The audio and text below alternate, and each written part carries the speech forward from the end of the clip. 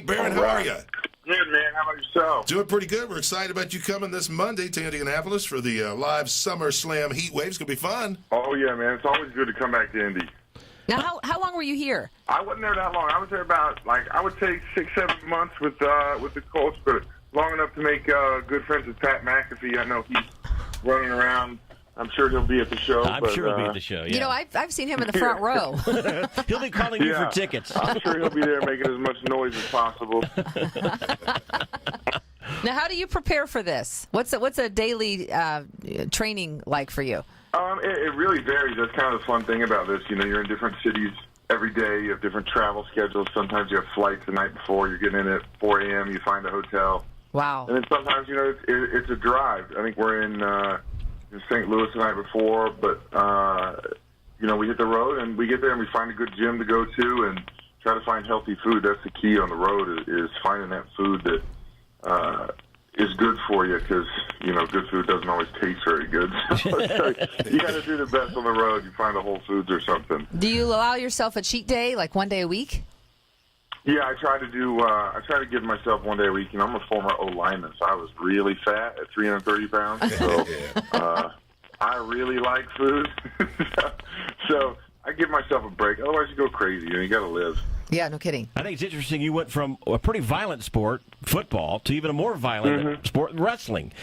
You should go to something a little easier, like a librarian or something.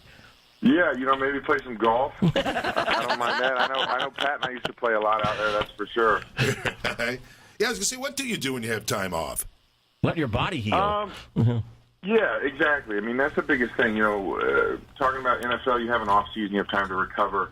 You're playing one game a week, and you know that's a huge demand on your body. And now I'm going 4 days a week with 4 shows a week. Sometimes we do, you know, overseas tours. I just got home yesterday from 12 days straight on the road. Oh my! Doing Costa Rica, doing Panama, doing Puerto Rico. You know, you go all over, and it's these flights, and so your time off, you really got to take care of your body because you have no off season. So you have about 3 days a week where you can really set back, just try to reset the mind, relax, you know, enjoy your family because you're away from your family 4 days a week.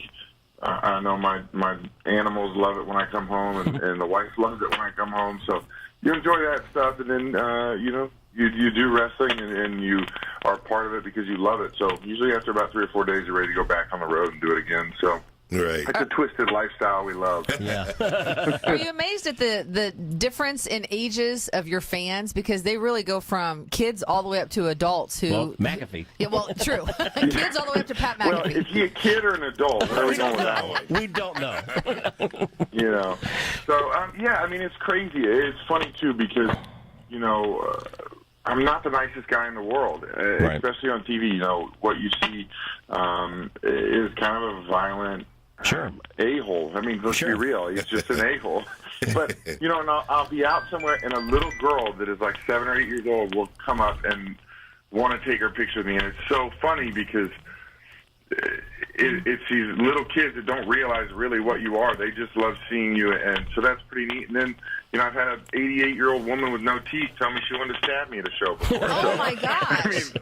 I mean, it ranges from 6-year-olds to crazy old ladies. I mean, we got everything, and that's what makes it fun, though. You know, everybody's excited to be it, and especially when you bring people who've never been to a show, and they don't really know, and they're like, well, it's wrestling, and, you know, I'll bring friends or something that have never been, and they're like, I was acting like a 10-year-old out there. Like, how does that happen? You just get lost in the show, and especially these live events, you know, these things that we do, you know, like we're doing in Indianapolis, where there's no television. It's really a big thing for the audience to be a part of the show, and they really just forget about everything else and let loose for a night. I mean, that's the coolest part about it.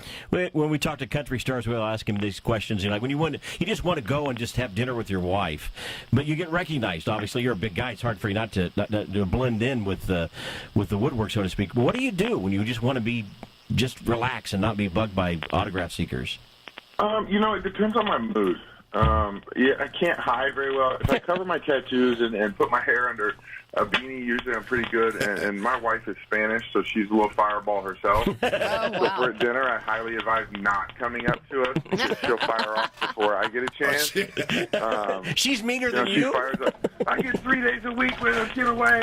Right. You know, it's really funny, but it just depends. I mean, in this world, and I'm sure they say the same thing, there are people who are polite and respectful, and I'm more than happy to oblige whatever they're asking. If we're at dinner and they wait till we're finished, I'm more than happy to take a picture. But there are people that just don't understand personal space, and they don't have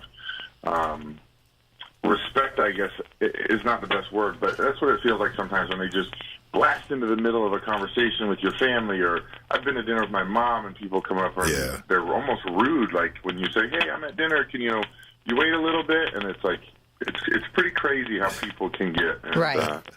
Lucky for me, I'm a big guy, and sometimes the funniest is when we come to airports and there's a lot of fans when you land, and a lot of them won't come up and talk to me because they're like, well, I don't know, he's mean on TV, but then a little kid will come up and be like, hey, can I have your autograph? And I'll do it, and then now everybody, it's really funny. Like the little kid is the icebreaker. It's really funny.